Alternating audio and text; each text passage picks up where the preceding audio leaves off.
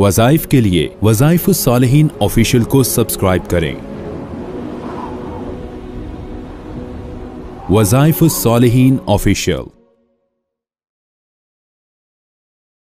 نحمدہ ونصلی ونسلم علی رسولہ الکریم، اما بعد فاعوذ باللہ من الشیطان الرجیم، بسم اللہ الرحمن الرحیم۔ ماہ رجب کا یکم تاریخ کا ایک بہت ہی مجرب عمل آپ کو بتاؤں گا۔ اگر آپ نے یہ یکم تاریخ کو کر لیا عمل تو اللہ تعالیٰ آپ کو زوال سے عروج کی طرف لے جائے گا، پستی سے بلندی کی طرف لے جائے گا۔ آپ اگر ڈاؤن ہو چکے ہیں، بہت ہی پست ہو چکے ہیں، کسی بھی کام میں، کسی بھی فیلڈ میں، کسی بھی شعبے میں آپ پست ہو گئے ہیں، ڈاؤن ہو گئے ہیں، تو آپ یہ عمل کریں، انشاءاللہ آپ عروج کی طرف چلے جائیں گے، مالی بھی اور جانی بھی اور زمانے کے لحاظ سے بھی۔ اس کی وجہ یہ ہے کہ عروج و زوال جو ہے یہ اللہ رب العزت کی طرف سے فیصلے ہوتے ہیں۔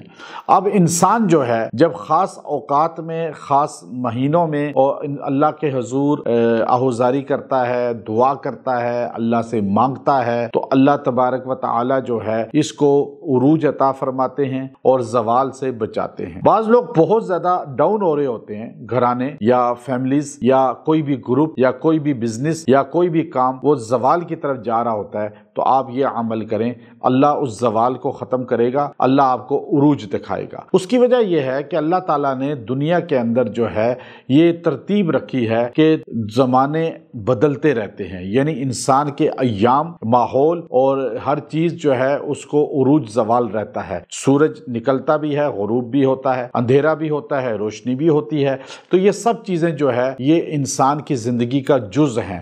اب انسان جو ہے تلک الایام نداولها بین الناس، انسان کے لیے اللہ نے جو ہے ایام کا تبدیلی، یعنی کبھی صبح کبھی شام، یہ راحت اور کبھی پریشانی، یہ سب چیزیں جو ہے انسان کے لیے رکھی ہیں اور دنیا پوری کے اندر یہ چیزیں رونما ہوتی ہیں۔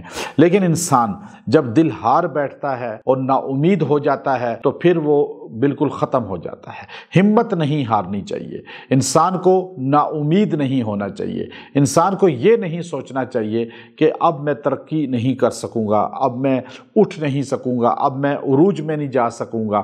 زوال و عروج کی داستانیں پوری دنیا کے اندر آپ کو ہر مذہب، ہر ملک، ہر فیلڈ کی ملیں گی، لیکن وہی لوگ کامیاب ہوتے ہیں جو جوانمردی کا مظاہرہ کرتے ہیں اور مضبوط اعصاب کے کانفیڈنس والے ہوتے ہیں، وہ اللہ پہ یقین، نبی صلی اللہ علیہ وسلم پہ یقین پختہ رکھتے ہیں اور پھر اللہ سے رجوع کرتے ہیں، اللہ انہیں ڈاؤن سے عروج تک لے جاتا ہے۔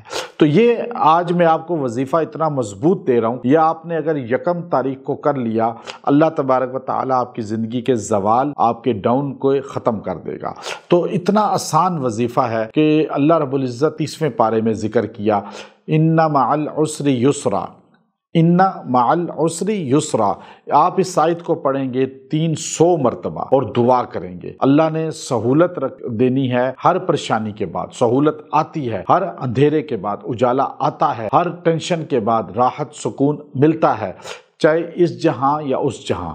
آپ اعمال صالحہ کریں، آپ اس آیت کریمہ کو 300 مرتبہ پڑھ کے دعا کریں، اللہ کے حضور مانگیں اللہ سے۔ ہمارے یہ ایام کے بعد بھی، ان ڈیٹس کے بعد بھی اگر آپ کو وظیفہ ملتا ہے آپ کر سکتے ہیں، آپ کو فائدہ ہوگا، انشاءاللہ اس کی تاثیر ملے گی۔